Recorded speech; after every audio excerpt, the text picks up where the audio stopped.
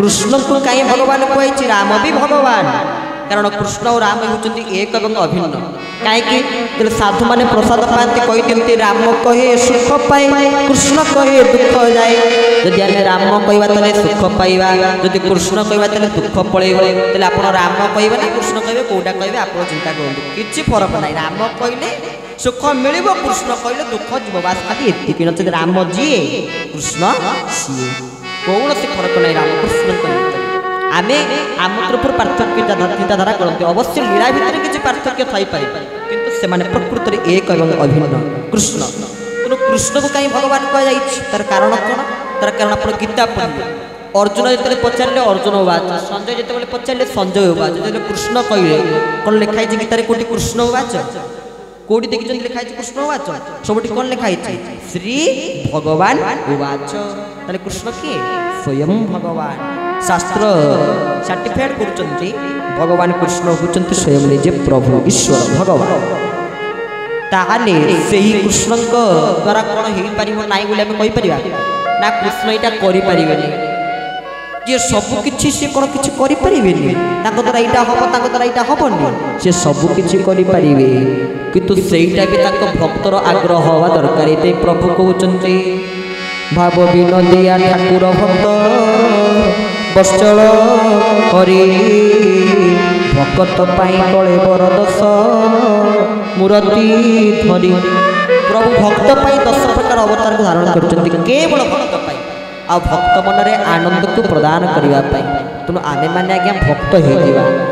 खाली माड़ी पकईदे तिलक लगेदे जब भक्त हो से कथा नुहे भक्त हमार मत लक्षण जन जन अच्छा कहे आम गुरु जी पाखे चली पारनी आम गुरु भारी कड़ा आम कौ कड़ा किमाम ना डिलक्स भाया कौ प्रकार कड़ा टे कहल आम गुरु भारी कड़ा अरे कड़ा कौन कड़ा ना गुरु भारी निष्ठार रुहंती आम तो कम बस कड़ा बोली कहीदे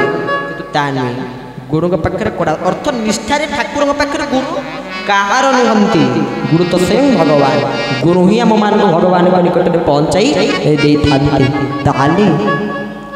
जहाँ पूजा भी आप माँ गजलक्ष्मी पूजा से गजलक्ष्मी सदा सर्वदा भगवान चरणारविंद मन स्थिर होता सी होती माँ भगवती कृपामयी गजलक्ष्मी आलोचना करते श्रीकृष्ण लीलामृत संबंध में भगवान कृष्ण बाल्य लीला पुतना को उद्धार कर सारा सकटासुर को उद्धार कले आसला पहुँचला तृणावर्त गोटे खंडिया धरिक आसला कृष्ण को नहीं गला आकाश को भगवान कृष्ण ताको धरिक एमती बुले तले पकईदे जे तार पाट पत्र मिललानी तले कौटी मुंड पड़ी कौटी गोड़र गोटे गोड़ पड़ी एमती सब पड़ी पूरा अखंड खंड विखंडित होकर पड़ी भगवान कृष्ण तांको केतेबेले शत्रु दृष्टि देखिबो नाई कृष्ण मो शत्रु देखिबोनी ठीक भगवान कृष्ण यही अवस्था पकईदे जमी तृणावर्त सकटासुर को प्रभु अवश्य मान पूर्वजन्म से संस्कार रही प्रभु को प्रार्थना करते प्रभु आम आपण को दर्शन पाइपु प्रभु कृपा कर से दर्शन देते उद्धार कर भगवान कृष्ण आ सबुठ ये तो कृष्ण राक्षस मान राक्षस मानि चली संबंध में कौन कहे किंतु कृष्णकर गोटे लीला संबंध में आज आलोचना करवा गोटे लीला नुहे 3-4 लीला संबंध में आपण मानू कहे आ सर्वप्रथम से लीला हूँ कौ लीला प्रथम भगवान कृष्ण आरंभ कर चोरी लीला कृष्ण चोर कौ चोर कृष्ण भागवत कहते ब्रजे प्रसिद्धम नवनीत चौरम ब्रजांगना दुकुलम चौरम अनेक जन्मा अर्जित पाप चौरम चौराग्रगण्यम पुरुषम नमामि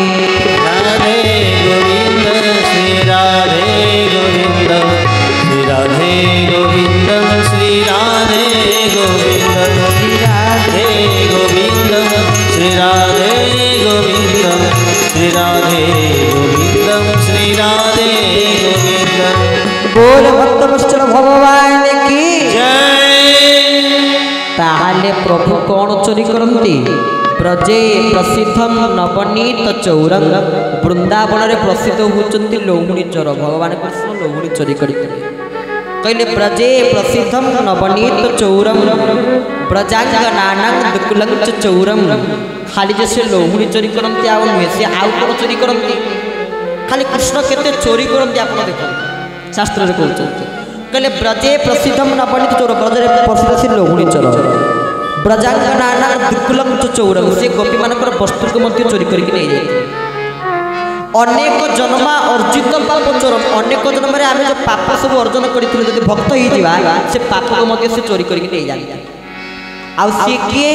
ना चित्त चोर बोली न चोर चोर बोली न चित्त चोर प्रमाण कविश्वर लोपंत भंज कहते से चित्त को मध्य चोरी करके नहीं जाते आउ सी एमती सेमती चोर नुहे से कौ चोर आम कौन शास्त्र कहते ब्रजे प्रसिद्ध नवनीत चौरम ब्रजांगनानां दुकुलंच चौर अनेक जन्मार्जित पाप चौर चौरांग्रगण्य पुरुष अर्थ चौर मान भितर सी किए ना अग्रगण्य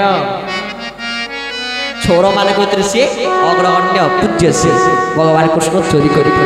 लोभणी चोरी करते कहीं ना भगवान कृष्ण सखा थे नाम हूँ मधुमंगल मधुमंगल को जिते कृष्ण देखिले ए समय कृष्ण कहले तमें एत पतला ही मोटा हुओ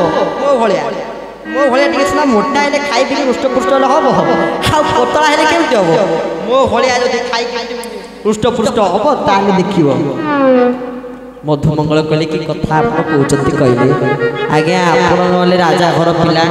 लोहुणी क्षीर माखन आपण घर अभाव ना किंतु आम तो जहाँ भी किसी परिश्रम कर फल पाइबू से फल अधा फल जीव क्या पाख कंस पाखक आम पाखे तो किसी ना खाइला बेलू कि ना कौन कर कृष्ण जिते कथा शुणिले कहले कौन आम परिश्रम करवा आम परिश्रम अधा फल पाइब कंस आज आम व्रत करवा जी छोट पिला अच्छे सखा मैंने अच्छे सांग मैंने अच्छे व्रत करवा आम जो परिश्रम करवा से फल आम कंस को दबा ना अरे आम लोहुणी उत्पादन करवा आम ताकू आनिबा परिश्रम कर लोहुणी करवा घी करवा कंस नहीं जीव कंस पाखा पठा हो पार ना ये गोटे संगठन आरंभ कले गोटे आरंभ कले माँ गजलक्ष्मी पूजा कमिटी आरंभ कले सेमती अनेक अनुष्ठान अनेक कमिटी अच्छे एकत्रित विभिन्न कार्यक्रम करमती कृष्ण सखा मान एकत्रित गोटे संगठन आरंभ करते से संगठन नाम हूँ लवणी चोरी संगठन कहले आम थोड़ा लवणी चोरी करवा केत दिन तो चोरी हो पार ना दिन में चोरी हो पार ना कारण एमती भी चोरी चोर अच्छा तुम आखि सामने ठकिकी नहीं तुम जापर आखि सामने ठकिकी नहीं केमी गोटे कथा कौच आज्ञा मन दे शुणे भल कथाटे तुम आखि सामने तुम ठिया हो तुम आखि सामने पट्टी मार पलैबे जापर केमी ना जड़े जड़े ठक थे से महाठक खाली ठक नुहे ठक मान से महाठक राजा जनक जी थे से राज्यर दिन से ठक आसी राजा पाखे पहुँचे कहले राजा आपण भाया राजा कौन मिले तेणु आपंपाई भावी इंद्र लोक गोटे इंद्र पोशाक अर्डर करेणु से किसी पैसा खर्च आप दिखाते जब पिंधे कौन तुम करदेवी इंद्र लोक कारीगर से इंद्र पोशाक तैयारी करेंगे राजा पचारे केते टका कौन खर्च हम बेसी नुहे हो 4 लाख टका खर्च हम 4 कौन 4 लाख टका खर्च हम ये कथा जिते शुणिले राजा कहले हो ठीक अच्छे नियो गोटे इंद्र पोशाक पिंधा गोटे इंद्र पोशाक पिंधा नियो 4 लाख टका पूरा मुँह को देदेले कहले 4 लाख टका नहीं ये 4 लाख टका नहीं कि इंद्र लोक कहीं कौ कारीगर आस इंद्र पोशाक तैयारी करने मिछ कथा कहते मसे पर देखाई राजा ठोक राजा कहले कौन कौ दिन हम पोशाक ना आज्ञा आप जन्मदिन दिन देवी ना जदि न हुए आप मुंड काटिदेवे जन्मदिन नहीं कि पहुँचे इंद्र पोशाक कितु पोशाक तैयारी होनी कहीं मिछ कथा कही इंद्र लोक आस कारीगर पोशाक तैयारी हम कि कई आसी ना पोशाक नहीं ना गोटे बड़ बाक्सटे नहीं जाइए बाक्स नहीं थोड़े राजा आगे से बाक्सटा टेकिले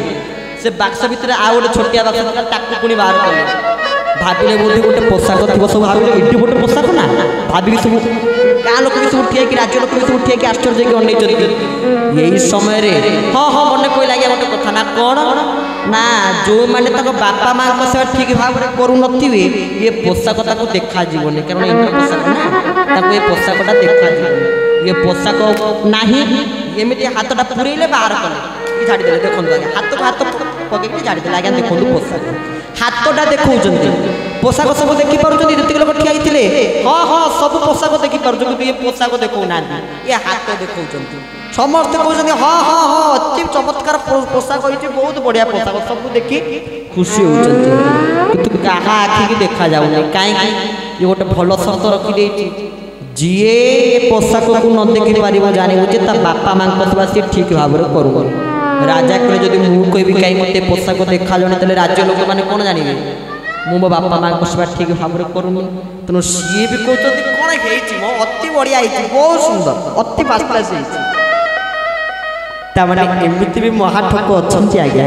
ଆପଣମାନଙ୍କ ସମ୍ମୁଖରେ ଠିଆ ହେଇଥିବେ ଖାଇଦା କରିକି ସବୁ ନେଇଯିବେ